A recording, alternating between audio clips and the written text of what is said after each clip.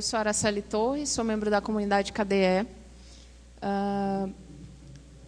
Hoje eu estou aqui para falar um pouco da história do KDE, para quem não conhece e para quem já conhece, conhecer um pouco mais.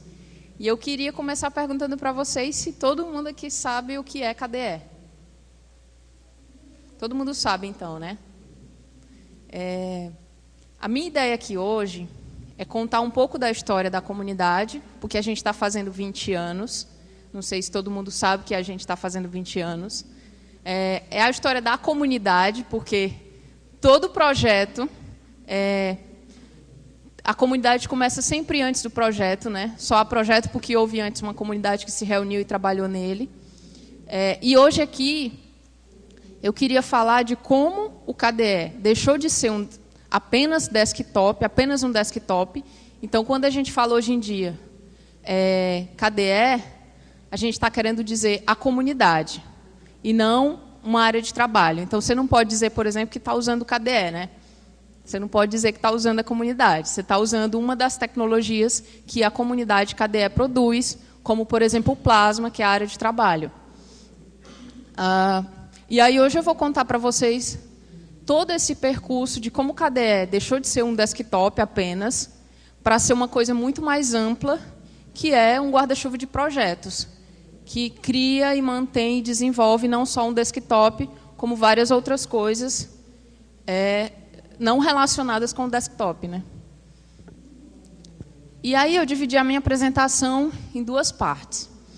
A primeira parte é uma parte introdutória para quem não conhece muito bem, ou para quem não está lembrado, um pouco da história do software livre. Eu acho importante falar um pouco da história e da memória, porque, assim, quem não tem história... Vocês já devem ter visto em filmes, em seriados, que quando a pessoa perde a memória, ela não consegue saber quem ela é, ela não consegue se identificar. Então, a história e a memória elas são muito importantes para a gente, porque elas dizem muito sobre a nossa identidade, sobre quem a gente é, como a gente chegou até aqui. Então, assim, eu acho importante, antes de falar como o KDE começou, falar um pouco sobre como o software livre começou. Mas não se preocupem, que não vai ser longo, vai ser uma partezinha rápida, assim, só para localizar todo mundo assim, um pouco na história. Porque, assim, eu sou historiadora, esqueci de dizer, sou historiadora, não sou programadora. Então, a boa parte do trabalho que eu faço na comunidade é relacionada à pesquisa com software livre. E eu acho essa uma parte muito importante. Então, a primeira parte eu falo o começo do começo, né, como começou o software livre, como começou alguns projetos a partir dos quais o KDE também pôde começar. A segunda parte já é a história do KDE propriamente dita, e essa é a minha visão sobre como o KDE se desenvolveu e evoluiu nesses últimos 20 anos. Então, assim, na minha visão, existem 4 momentos marcantes, digamos assim, na história do KDE. E esses são, para mim, os 4 momentos mais marcantes, que é os anos 90, que foi quando a comunidade começou, primeira metade dos anos 2000, a segunda metade dos anos 2000 e agora os anos 2010. Acho que é assim que fala, né? Eu nunca sei me referir a esses de 2010 para cá, enfim. Então, vamos lá para a primeira parte. O Unix começou a ser desenvolvido em 1969 pelo Ken Thompson e o Dennis Ritchie, que são esses 2 caras aí que estão na foto.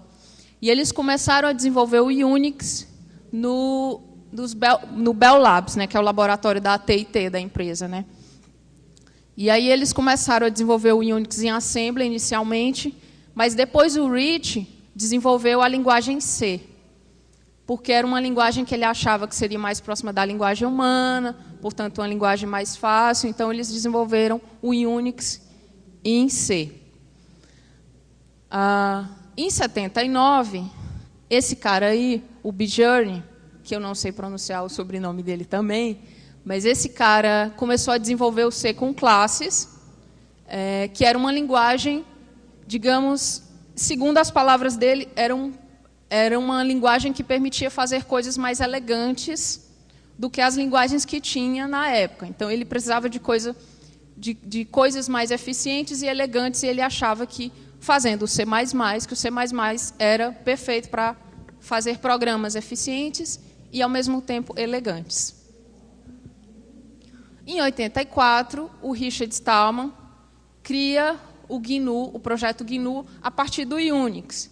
Então, a ideia dele é criar um software que seja tecnicamente tão bom quanto o Unix, mas que seja um software de código aberto, que todo mundo possa utilizar ele, estudar ou modificar. E essa história toda de software livre que vocês já conhecem. Em 91, o Linux cria também, a partir de uma outra derivação do Unix, que é o Minix, que é uma derivação que foi criada pelo Tannenbaum, ele cria o kernel Linux. E aí, em 93, algumas comunidades começam a fazer a junção do GNU com o Linux, e aí a gente tem as distribuições que a gente usa hoje, né? GNU Linux. Em 95, essa é outra tecnologia muito importante para a história do KDE, né? O KDE é feito em Qt, então, assim, não dá para dizer que sem o Qt o KDE não existiria, porque isso é muito determinista. O que dá para dizer é que o Qt foi muito e é muito importante para a existência do KDE. E ele foi criado em 95 pela empresa norueguesa Trolltech, e hoje em dia ele é da Digia, né? Empresa finlandesa, já passou pela mão da Nokia, enfim. E ele se tornou base para as principais tecnologias da comunidade. Agora a gente vai para a parte 2. Em 96, o que é que a gente tem no começo dos anos 90?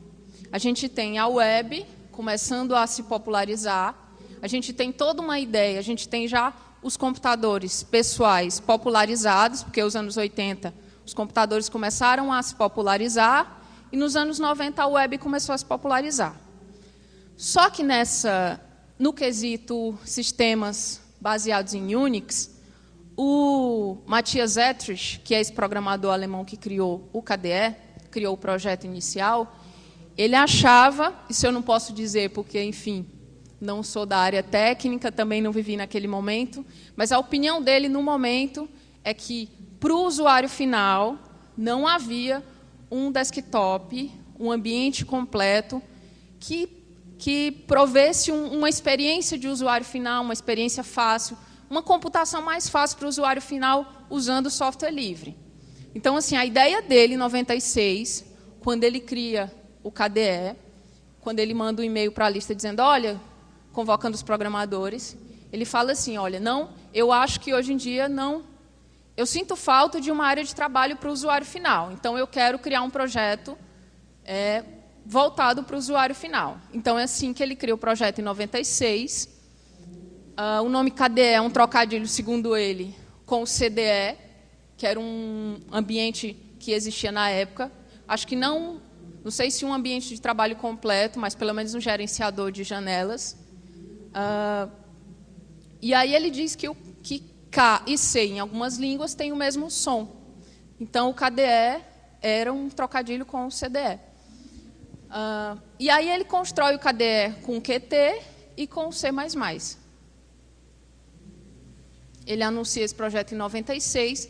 Em 97, acontece a primeira conferência do KDE na Europa. E aí 15 desenvolvedores começam a trabalhar no projeto desse desktop.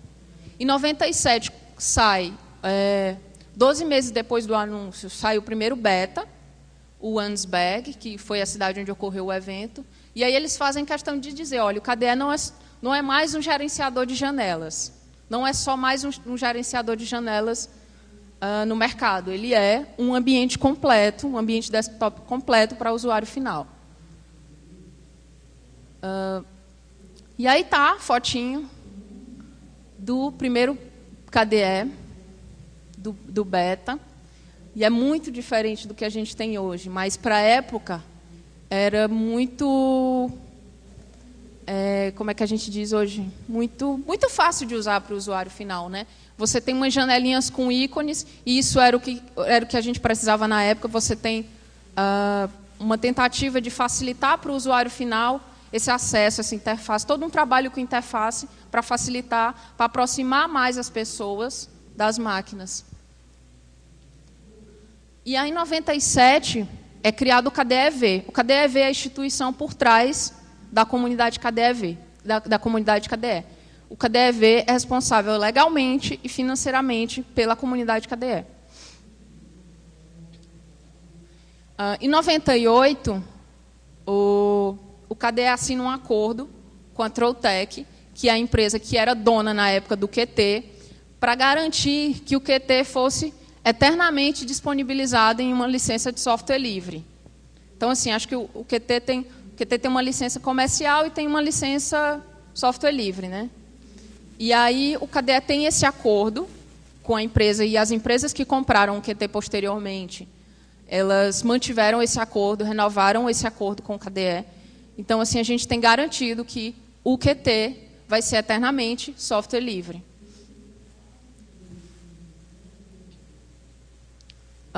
Em 98, o KDE1 é lançado. Na época, essa era a logo que a gente tinha. E, esqueci de falar, mas, na época, quando o KDE começou, não se chamava só KDE. Era Cool Desktop Environment, ou apenas KDesktop Environment. Ao longo dos anos, vocês vão ver, a gente vai diminuindo isso, vai ocorrendo uma transformação na identidade da comunidade, isso vai refletir também no nome. Então, 98, a primeira versão estável do KDE1. Aí está a fotinha da primeira versão estável. E aí a gente encerra esse período dos anos 90, que é, como eu falei, um momento em que o KDE chega com a proposta de ser um desktop para o usuário final, em um momento em que a computação precisa se tornar mais fácil para o usuário final. O computador está popularizado, a internet está popularizada. Então, a ideia do KDE nesse momento é chegar até o usuário final. Então, criar uma interface fácil para o usuário final fazer suas tarefas diárias. E aí a gente entra nos anos 2000, na primeira parte dos anos 2000, que a gente tem o quê? A gente tem os primeiros smartphones. No começo dos anos 2000, a computação começa a mudar um pouco, porque são lançados os primeiros smartphones. E aí, como eu vou mostrar para vocês, ao longo desses 20 anos, não é coincidência, a comunidade evoluiu nesse sentido. Então, você tem o reinado do desktop. Então, a comunidade criou um desktop para facilitar as tarefas do usuário final. Começo dos anos 2000, você começa com os smartphones, com uma computação mais voltada para dispositivos móveis. Durante esse ano 2000, a comunidade também começa a fazer um movimento nesse sentido. Então, a comunidade começa a trabalhar no sentido de levar as tecnologias para o mobile. E aí, em maio de 2000, a gente tem o primeiro beta do KDE1. E aí, a gente começa ao invés de se referir ao projeto como KDesktop Environment, passa a se referir apenas como KDE Desktop. Então, a coisa já começa a diminuir. Em outubro de 2000, o KDE2 é lançado, a segunda versão, e ele tem o código dele totalmente reescrito nessa segunda versão. Aí está o KDE2, a gente vê que já é um pouco mais diferente da primeira versão. Em fevereiro de 2001, tem uma mudança também em relação à nomenclatura. A gente começa a falar em projeto e não apenas em desktop. Então, o KDE não é mais o KDE Desktop. Nesse momento, a gente já começa a falar o projeto KDE. Em março de 2002, a gente tem a terceira versão do KDE, a terceira versão estável, KDE 3, que no momento já está traduzida para 50 línguas. E a gente tem, por exemplo, um pacote educacional lançado. Também a gente tem uma série de expansões nas nossas aplicações, e uma delas é esse pacote que hoje em dia se chama KDE Edu, que é uma suíte educacional. E aí está o KDE 3, que você já consegue perceber a diferença em visual, enfim, tem muito mais aplicações do que o KDE 2. Em 2005, a gente tem um salto, pelo menos na minha perspectiva. A gente tem um salto do KDE 3 para o KDE 3.5. O KDE 3.5, em 2005, já começa a trazer algumas coisas que estão começando a se relacionar com um ambiente mais mobile, a coisa dos applets, as coisas aqueles applets na área de trabalho. E aí ele já começa a mudar um pouco a cara. E essa é a logo, inclusive a logo começou a mudar também, tem uma mudança de visual. Aí você nota que tem uma diferença absurda visualmente do KDE 3 para o KDE 3.5 e do KDE 3 para o KDE 2. E aí você nota que já tem esses applets aqui, né? Que é uma coisa muito comum hoje, que na época foi bem revolucionário, né? Hoje em dia você tem esses applets aqui, você coloca uma imagem, você coloca clima, você coloca uma calculadora. E aí a gente vai entrar agora na segunda metade dos anos 2000, que acontece o quê? O lançamento do Android. O Android acho que é de 2008. O Google lançou o Android em 2008. E aí você tem ainda mais uma popularização do Linux, não só em desktops, como em smartphones, né? Dispositivos móveis, depois do lançamento do Android. E aí, em maio de 2007, tem o KDE 4 Alpha 1. Então, se eu já achava o KDE 3.5 revolucionário, com o KDE 4, vocês vão ver aqui a diferença. E a gente, no KDE 4, a gente apresentou o nosso ambiente de trabalho que a gente usa hoje, que é o Plasma, nossa área de trabalho. E um novo visual, que foi o Oxygen.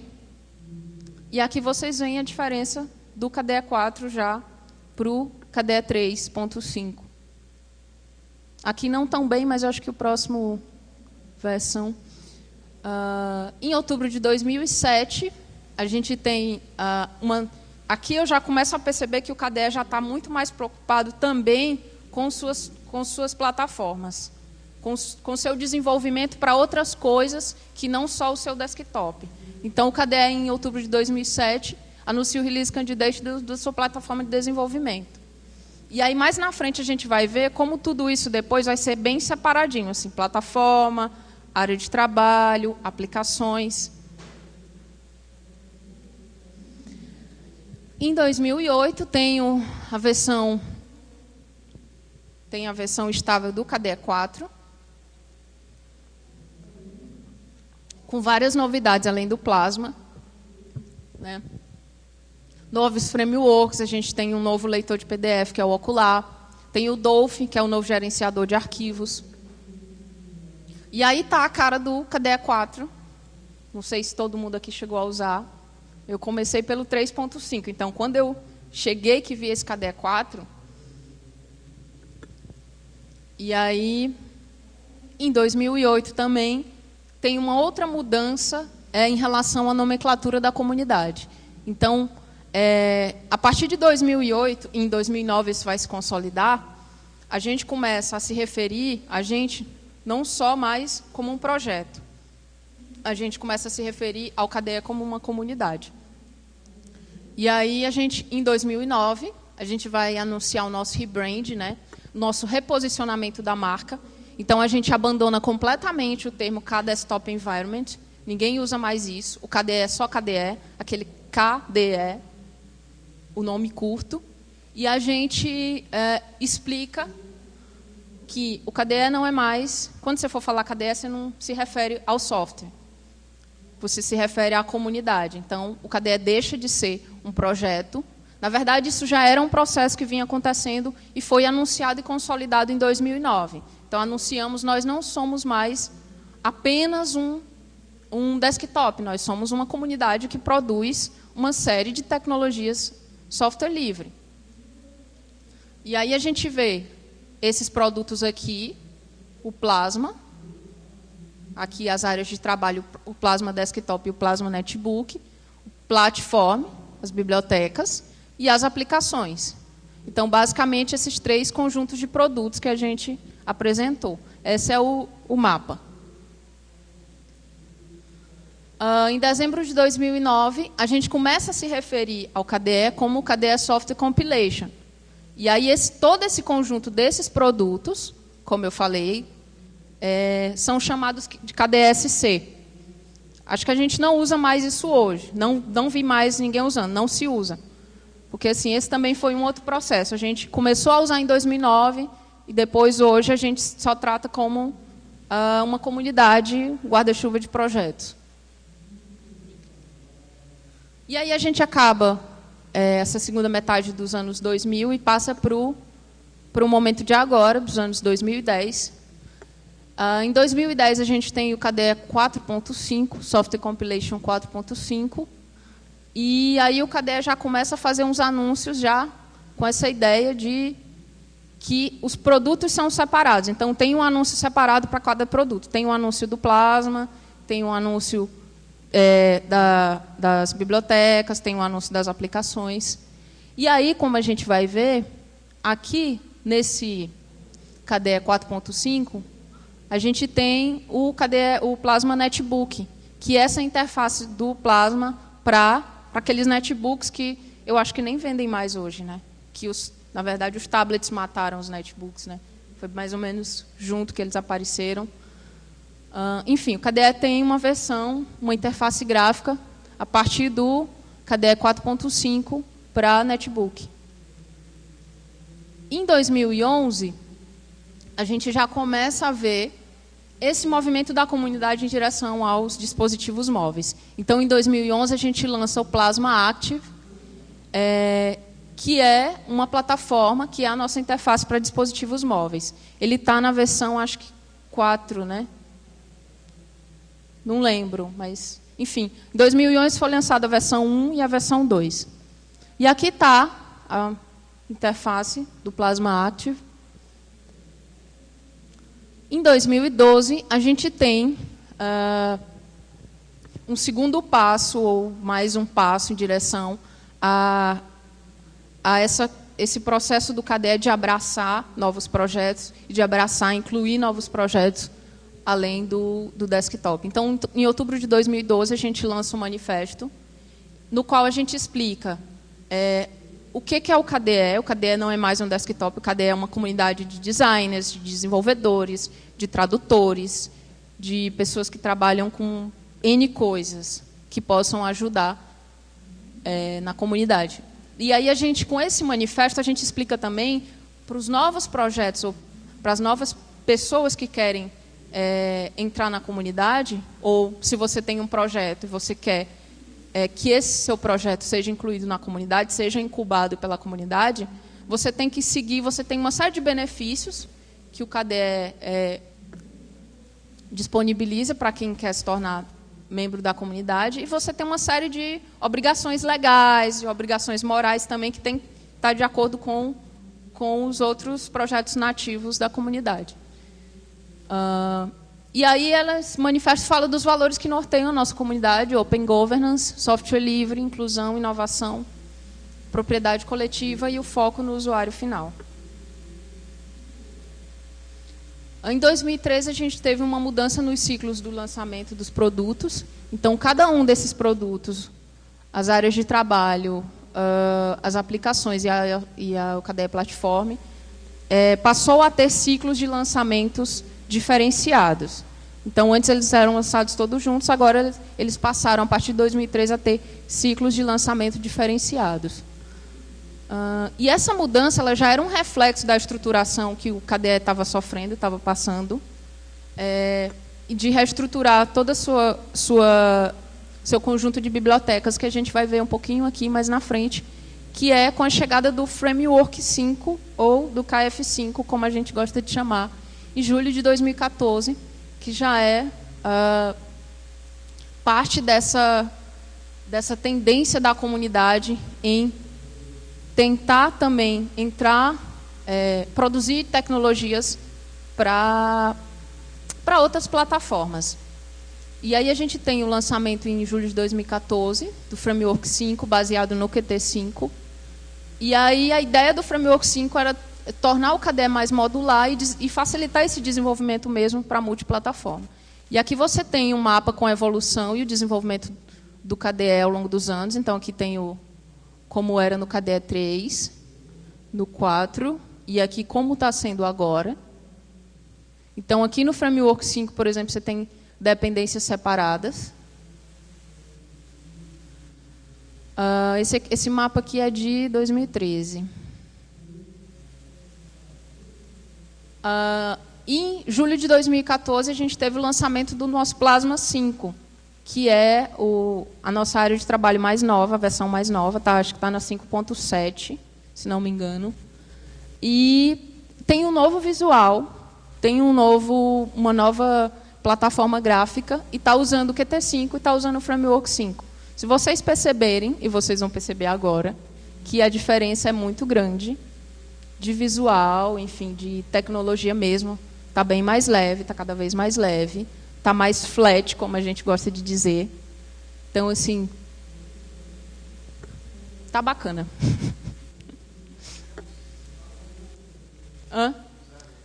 Isso é o 5.0, a gente já está no 5.7.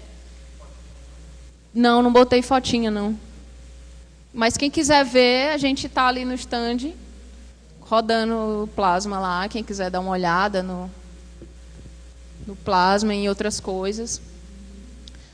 Em 2014, a gente assume essa coisa de ser uma comunidade incubadora de novas ideias, de novos projetos, de novas outras comunidades. Então, o KDE hoje é uma grande comunidade de subcomunidades, de subprojetos, né? Em 2014, a gente cria a ideia da incubadora do KDE. Então, são projetos que querem estar sob o guarda-chuva, a marca guarda-chuva que é o KDE hoje. São projetos que querem estar sob essa marca e são incubados pela comunidade. Então, tem toda uma estrutura, a gente provê toda uma estrutura de, enfim, servidores, tradutores, enfim, toda uma estrutura que os outros projetos nativos da comunidade têm. Então, hoje em dia, a gente tem, entre outros projetos, esses são só 3 que eu peguei para exemplificar. A gente tem a suíte educacional do Gcompris, que são uma série de joguinhos educacionais infantis, que o cara do Gcompris decidiu escrever em Qt, né? Acho que ele era em GTK, e aí o cara decidiu portar para o Qt, né? Porque ele também está muito interessado na ideia de levar o Gcompris para mobile, para plataforma, para dispositivos móveis. Então, para ele o Qt seria melhor nesse sentido, né? A gente está incubando agora uma distribuição que é o KDE Neon, que é baseada no Kubuntu. E a gente tem uma coisa que é totalmente nova, que é uma wiki. A gente está incubando uma wiki, que é uma voltada para projetos educacionais, que, se eu não me engano, é um projeto que começou na Itália, o pessoal da Itália que está desenvolvendo. Então, assim, vocês notam, é possível notar que hoje em dia a gente não faz só uma área de trabalho, não é só um Plasma que a gente faz. A gente agrega uma série de coisas e de projetos e de ideias, né? Em 2015, a gente tem o lançamento do Plasma no mobile. Não sei se vocês assistiram à palestra do David, que teve antes da minha, que ele falou um pouco, ele está trabalhando no Plasma, ele é desenvolvedor do Plasma, ele falou um pouco do Plasma Mobile. E aí, essa é a nossa interface para smartphones. Então, o futuro é esse, a gente está apontando... O mercado está apontando nessa direção, a área da computação está apontando nessa direção, e o KDE já está indo nessa direção há muito tempo. E em 2016, agora, a gente teve o anúncio do Kirigami, que é um conjunto de componentes QML. QML, para quem não conhece, é uma linguagem de marcação do Qt. E o Kirigami serve para desenvolver aplicações baseadas em Qt para dispositivos móveis e para desktop. Quem quiser dar uma olhada também, passa lá no stand. E o futuro, eu acho que como a gente está Como o foco do KDE é o usuário final, eu acho que no futuro a gente vai estar também antenado, digamos assim, antenado com essas coisas que vão surgindo, com o estado da arte, da computação. Eu acho que a comunidade, ao longo desses 20 anos, tem trabalhado nisso, percebe o que está acontecendo, quais são as demandas, e aí a gente vai trabalhar nisso e vai produzir software livre para isso. A gente vai fazer software livre para desktop, quando for a hora, a gente vai fazer para dispositivos mobile, quando for a hora, a gente vai fazer software livre para geladeiras, para carros, para TVs, para fogões, quando for a hora. Então, eu acho que o movimento da comunidade é esse movimento de expansão e expande e agrega ao mesmo tempo. E obrigada. E a gente está comemorando 20 anos agora em outubro, a gente já está celebrando, né? Porque a gente não poderia deixar de celebrar num evento como o FISLE. E a gente vai comemorar em outubro, mas a gente tem algumas surpresinhas lá no stand na quinta. Penúltimo dia é quinta, né? Ou é sexta? É sexta. No penúltimo dia, sexta-feira, a gente tem umas surpresinhas. A gente vai cantar parabéns lá para o KDE. Tem algumas. Então, apareçam lá para a gente bater um papo, para a gente celebrar.